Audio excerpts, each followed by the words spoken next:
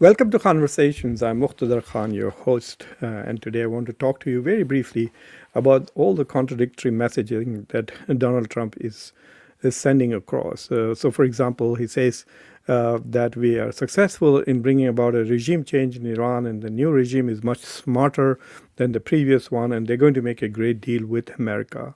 And then he tells us that the state of Iran is about to collapse. And apparently nobody knows who is in charge, and so they're not able to negotiate because their leaders are not in a position to negotiate. And then we get messages from Iran saying that they've completely rejected the offers of Donald Trump. They have made counter offers in which nuclear negotiations are going to be at the end of the whole deal. Ceasefire comes first, then the opening of the Strait of Hormuz. And Iran wants a long-term ceasefire and push the negotiations about the nuclear program towards the end. So there are all kinds of contradictory messages coming, partly because I think Donald Trump is often making premature announcements to the press. He has also made an interesting observation today, because we are now 60 days from the war started on 28th of February. And according to the 1973-74 War Powers Act that was passed by the Congress after the Vietnam fiasco, the U.S. president has to take permission from the Congress within 60 days of starting a military operation. So today is 60 days, or I think tomorrow will be 60th day. And he has no choice but to go back to the Congress, or he'll be in violation of U.S. law. So Donald Trump as well as Pete Hegseth have both announced that because of the ceasefire, the war is terminated. And this is the language they're using. The war is terminated, which means that if the United States were to attack Iran again without congressional approval and without a UN Security Council, let's say day after tomorrow, the US attacks Iran again because the ceasefire has failed or Iran has not fulfilled any of Donald Trump's demands. And then it would be a third time that the United States would be breaking international law. It is unbelievable as to how completely we now disregard international law. We just don't believe in rule of law anymore. It's might is right. So right now, the United States has violated international law twice. Once when they attacked Operation Midnight Hammer in June of last year, and now when they attacked Iran here, Epic Fury, this is the name of this operation, it's lasted 60 days. Donald Trump told us that within 3 to 4 weeks this operation will be over, Iran would collapse, the population would rise in opposition, there would be regime change, and they would install a clown called Pahlavi here, this joker, as king of Iran, and the first thing he would do is recognize Israel, and then he would spend the rest of his life and all of Iran's resources advancing Israeli interests like America. That was Donald Trump's promise, right? That we will defeat Iran, we will destroy everything. Even now he claims, even now Donald Trump claims that we have destroyed all of Iran's navy, we have destroyed all of its air force, we have destroyed its complete military capabilities. Then what's the problem? Why are you not able to open the Strait of Hormuz? If Iran has no military capabilities, then just send a football team. They should be able to open the Strait of Hormuz. Right? I find it so bizarre as to how it's just like a twilight zone as to how he can make these statements, knowing fully well that they are not true. His own intelligence is now telling him that Iran has about 50% of its missile and drone capabilities and stockpiles that it had before the war. It still has them. They've also been told that Iran has been rapidly building new drones and new missiles to make up for what the stocks that have been depleted. There's also a lot of chatter about how China is providing a lot of assistance, so is Russia, to Iran, and shoring up even their air defense systems. So there is this talk about how Iran was able to shoot down the F-15E. So how did Iran do that if its navy and air force and everything was destroyed? I don't know what's going on. So at one point, Donald Trump is saying that the war has ended and the only way he's going to create leverage and pressure over Iran is by indefinitely keeping the Strait of Hormuz closed. And by blockading the Strait of Hormuz, they're going to put so much pressure on Iran's economy, which exports 10% of its economy. Like it's about $400 billion GDP, and $40 billion is about what Iran exports. Total maybe $90 billion worth of exports. 40 billion of that is oil. You know, the US defense budget is more than twice Iran's entire GDP.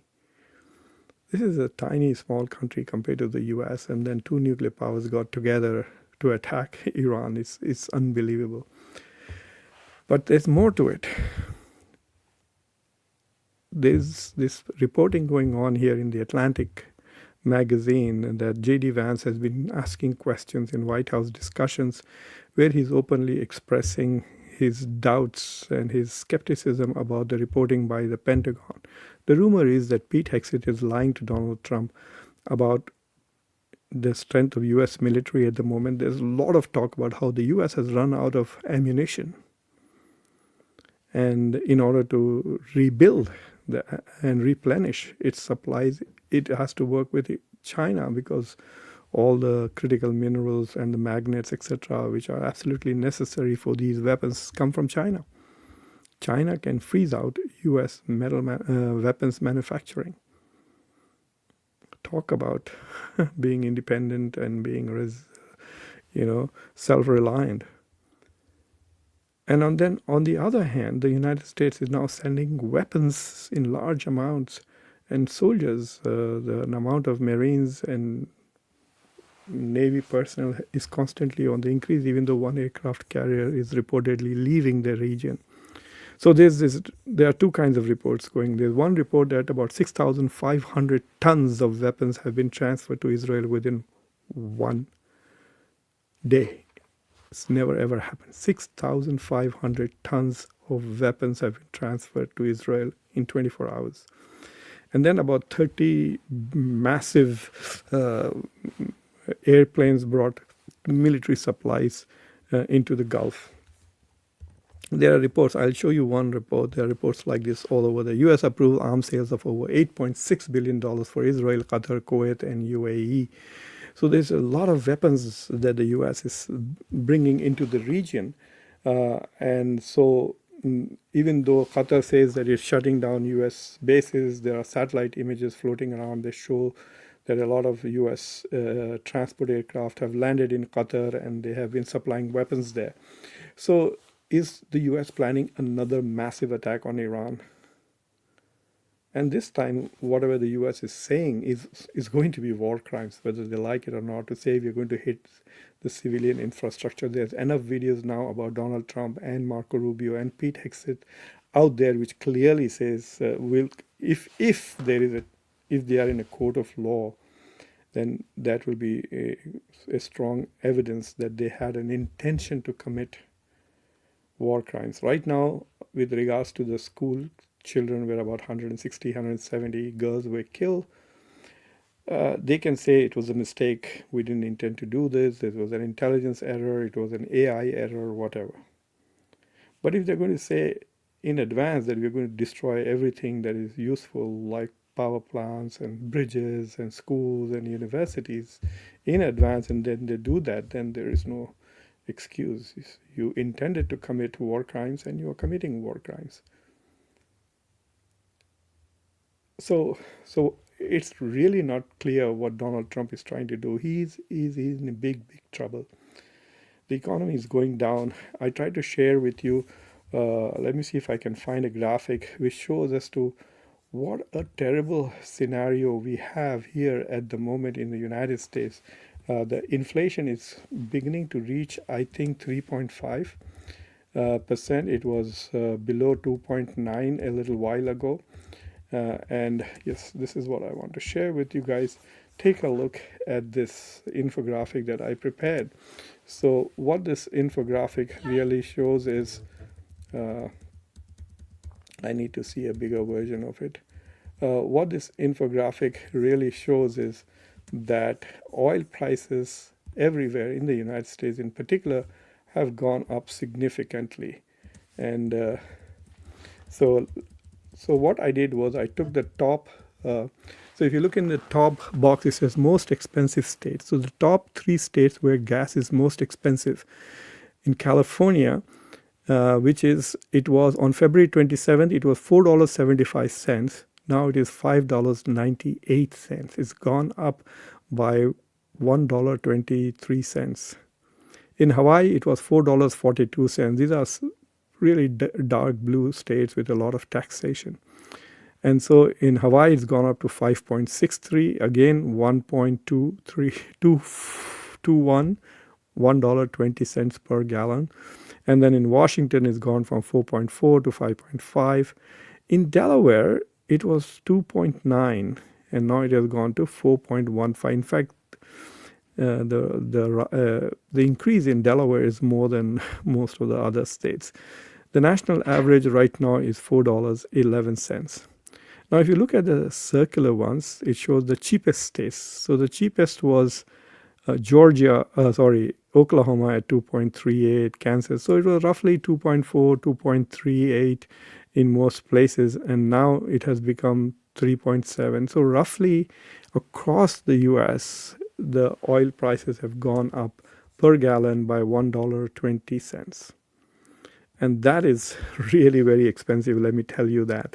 And so I made a big mistake today. I had to go to a meeting. I will talk to you guys about that meeting.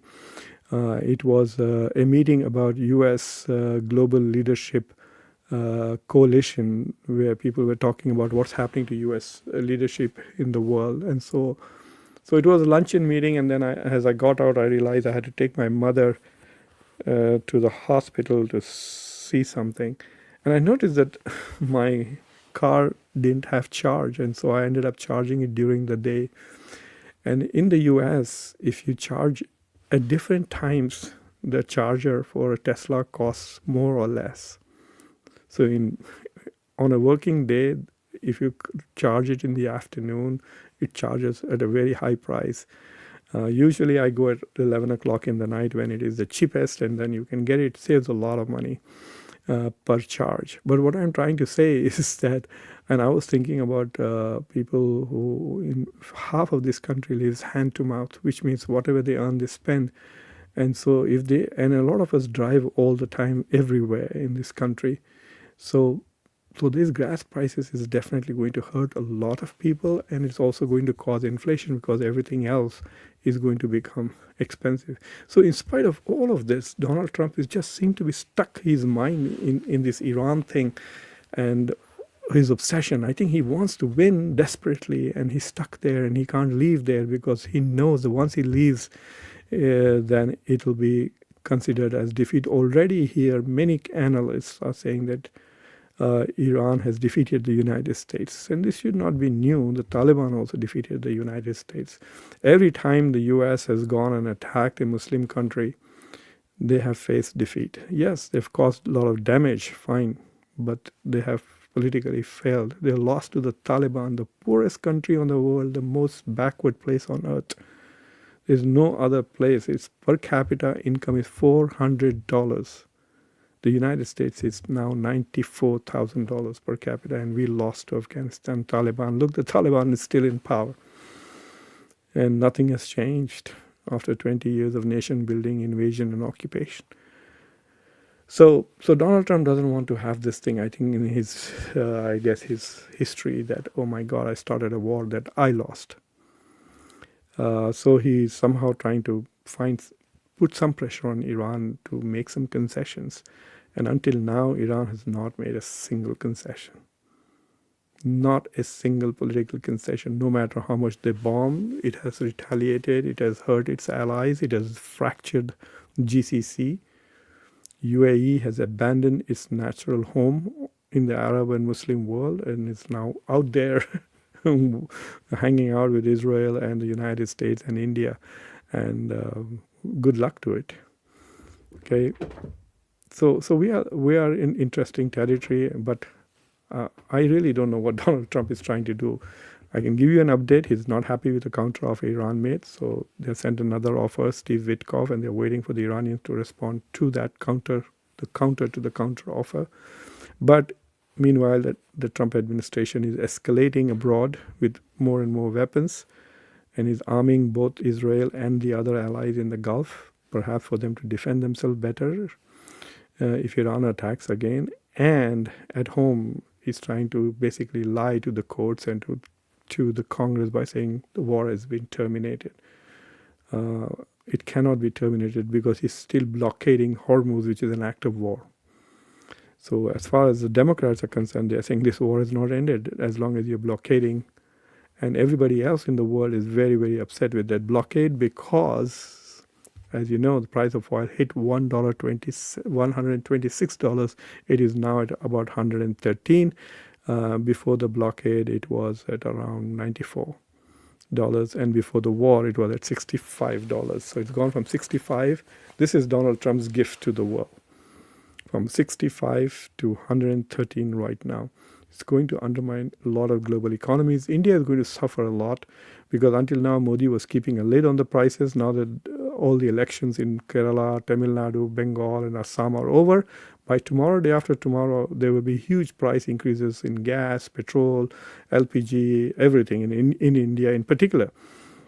And then we'll find out as to these poor sods who keep voting for Modi. They're not even smart enough to realize that they have been duped. They will find out tomorrow or day after tomorrow when the prices of oil begins to rise, gas, petrol, diesel, everything will go up, including LPG, the cylinders and gases for cooking gas, whatever. And then one final thing, even the blockade of Hormuz is not working. Apparently 34 ships have already left Iran. And what they are doing is they're hugging the coast. So Iranian ships are hugging first the Iranian coast and then the Pakistani coast and then the Indian coast. And they're not going into international waters. So the US military and Navy cannot attack them. So by staying in Indian waters and Pakistani waters and Iranian waters, the Iranian ships have been able to evade the US Navy, which is operating in open seas.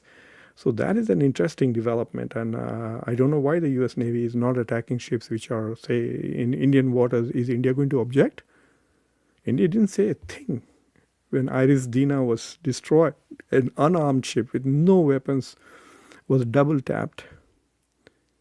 The first torpedo was to drown it, the second torpedo was to kill all the soldiers and sailors on it who had no weapons. So this is an interesting development. And then there's this news that Pakistan has opened 6 land routes from Iran to its ports, to Gwadar and other places, in Karachi. And so Donald Trump said that he's aware of it. Let me play a video. I think it was an Indian reporter that asked Donald Trump about it and see what he said. Are you from Pakistan? I have great respect. So this is today.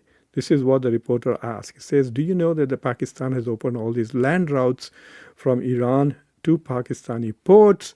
This is going to bypass Hormuz. Iran can sell oil by putting it on train, already selling oil to China by train. So this is the question, and this is how Trump answered it. Pakistan has opened the land route with Iran. Did they consult you before opening it up to Iran? And are you aware of it? That was a vicious bee. I know everything about it. I have great respect. Are you from Pakistan? I have great respect for Pakistan and for the Field Marshal and for the Prime Minister. Yeah, I know. So this is what this reporter, probably is an Indian reporter, the accent is quite clear.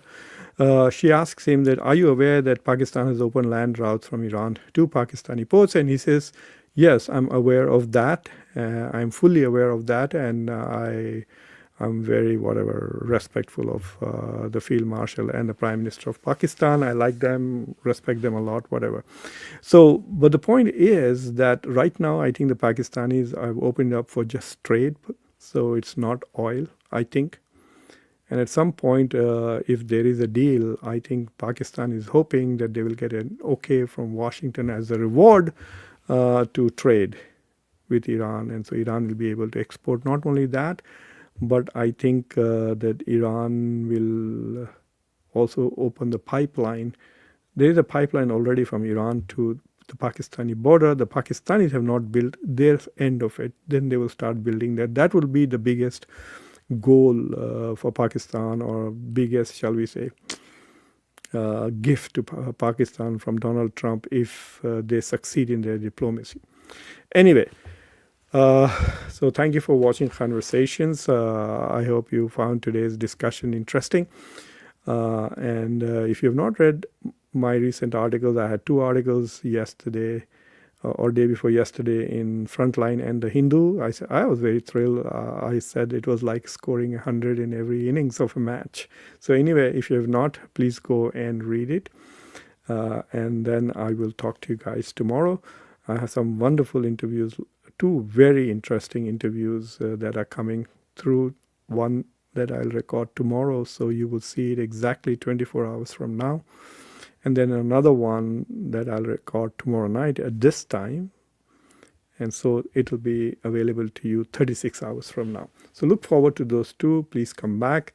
And thank you for watching Conversation. Abhishek is here. So let me just take a question or his comment. What does he say? He is a member. Abhishek, sir, I'm completely 1 month after my master in physics and future things PhD or MS in machine learning in US, Europe, which is going by good for me. Please suggest, sir. So the PhD will take you 4 or 5 years, Abhishek, and things are changing so much. It is very, very difficult. For example, my sister is an expert in AI and robotics, and she wrote a book on mobile apps. This was about 7 or 8 years ago. It took her a year and a half to write the book. The book became obsolete in 9 months or a year. She was telling me, Bhaiya, the book has become obsolete because technology has changed. So what's the risk of doing a long graduate program, like joining a PhD program, is it takes 4 to 6 years. And things keep changing so fast. But there's a lot of funding for research in the fields that you are suggesting. So if you're coming to the US, then definitely apply for PhD. It's easy to get money than for masters, which are masters are less competitive, but there's no money. But there's more money for you available for PhD. So in sciences in the US, the funding is given by professors. Like if you want to study with me, then the funding for you, for your PhD, will come from my department, not from me. I don't have money to give to support a PhD student, which will cost about 50, 60,000 or more per year in dollars. But in engineering and scientific field, the professors have the money. So if you're applying to physics or engineering, mechanical, chemical, then the professor who has a huge grant from somewhere, NATO here and there, will say, oh, I need 3 PhD students this year. And he's not worried about the market or jobs. He just wants 3 competent people to be his slaves for 4 or 5 years while he has the grant. And so he will hire you to do his research or teach in place of him while he does research. So in that way, and so the professors decide the funding. So if you say, I'm coming for a PhD, then the professor knows, okay, I have him for 5, 6 years. So he will fund you. But if you say, I want to come for a master, then, oh shit, he's going to leave in 1.5 years or 1 year. I'm not going to invest in this guy. And so funding becomes more difficult. So that's how you make a decision. And right now, the focus is all AI, robotics. So it doesn't matter what your background is, whether you're mechanical engineering, civil engineering, whatever. You have an engineering background or you have a master's in physics, that's great. Because you need 10 plus 2 plus 4 to come here for a PhD directly. So if you have a 4-year bachelor's degree, like an engineering BTech in India, don't even apply for master, just apply directly for PhD. And you will get it. So all the best, Abhishek Tiwari. You already have AI in your name. Go for it. Anyway, thank you very much, everybody. Bye.